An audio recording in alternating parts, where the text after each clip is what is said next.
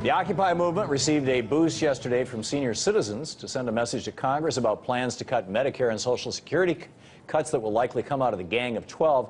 Hundreds of senior citizen patriots occupied a downtown intersection in Chicago. They were joined by nearby members of Occupy Chicago and other grassroots organizations, as well as a few members of Congress, including Representatives Jan Schakowsky and Danny Davis. Ultimately, police moved in to break up the demonstration, hauling away 47 people, mostly senior citizens, in handcuffs. We can add their names to the growing list of 3,362 patriots who've been arrested since the Occupy movement started more than a month and a half ago. But these mass arrests of patriots instead of banksters don't jive with the attitudes of most of the American people. A new NBC Wall Street Journal poll shows Occupy Wall Street popularity has surged to 60% of Americans supporting the basic sentiments of the occupiers. That's twice as much support as the Tea Party received in similar polls in the past. So while more and more Americans seem to be getting it when it comes to the 99% movement, there's still one group that's woefully ignorant: the corporate media. For more on this, I'm joined by Russ Baker, investigative journalist and editor of the website WhoWhatWhy.com, as well as author of the book Family of Secrets: The Bush Dynasty. Russ, welcome back to the program. Thanks, Tom. Great to be here.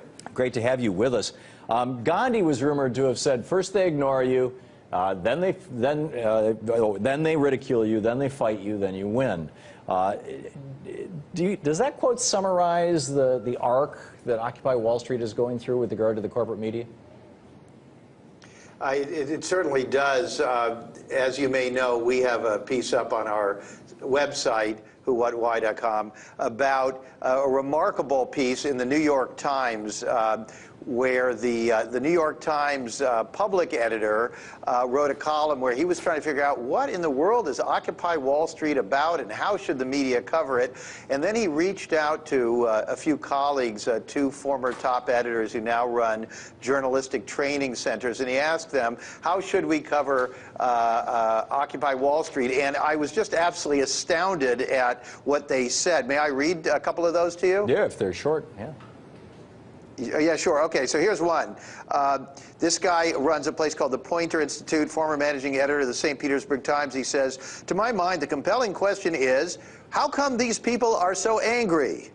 And then the other one, he quotes, who runs another journalism school, used to run the San Jose Mercury News. He says, I can't paint a picture of typical leaders and followers. Have I simply not followed it closely enough? And then he says, are the protesters ex-Lehman millionaires who lost it all in the meltdown? Or are they regular people who just can't get jobs? Yeah, I mean, this is just astonishing that these guys who are supposed to be the professional question askers and the narrators for the American people are so out of touch with the concerns and the traumas that ordinary Americans are facing and have been facing for years. Yeah.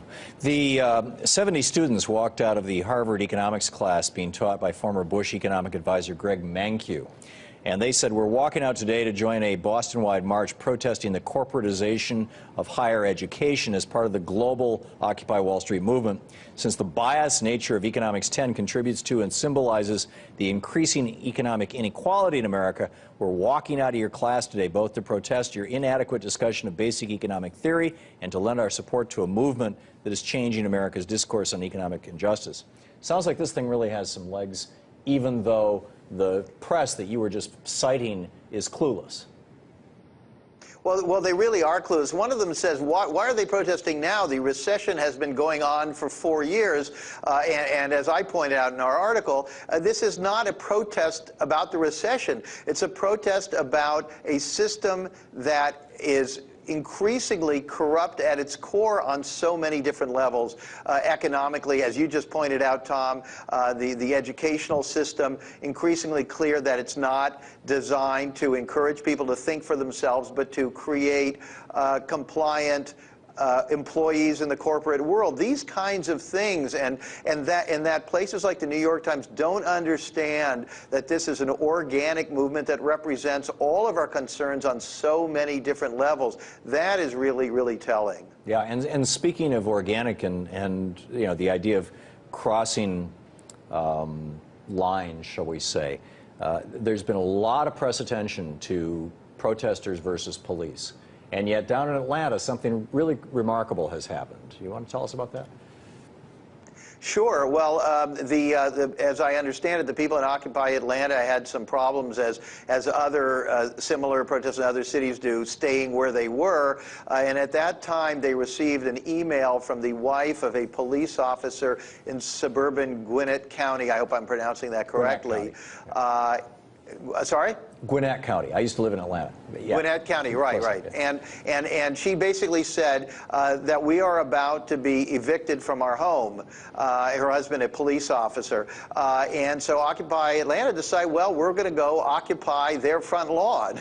And they've gone there in solidarity with this police officer and his family, and they are helping them out. And so far, they have prevented their eviction. And I think this is very significant because this idea of police officers and demonstrators being at each other's throats, that's an artificial construct, since police officers are working class and they own homes and they suffer just as much as everybody else. It's very important to see this not as I think that the 1% of the 1% would like it, which is a bunch of disheveled people against law-abiding people, but the fact that the people who are the initial group that have gone out there represent a much broader and more diverse group that is central to the entire American experience. And that's what I love about this situation there in Atlanta, where they are finally, at least symbolically, coming together. Yeah, so well said. Russ Baker, thanks so much for being with us tonight. Thank you very much. And keep up the great work. It's just spectacular reporting you've been doing for years and years. Luckily, Occupy Wall Street has been able to grow and flourish despite the lack of reliable coverage from the corporate media. Let's hope it continues.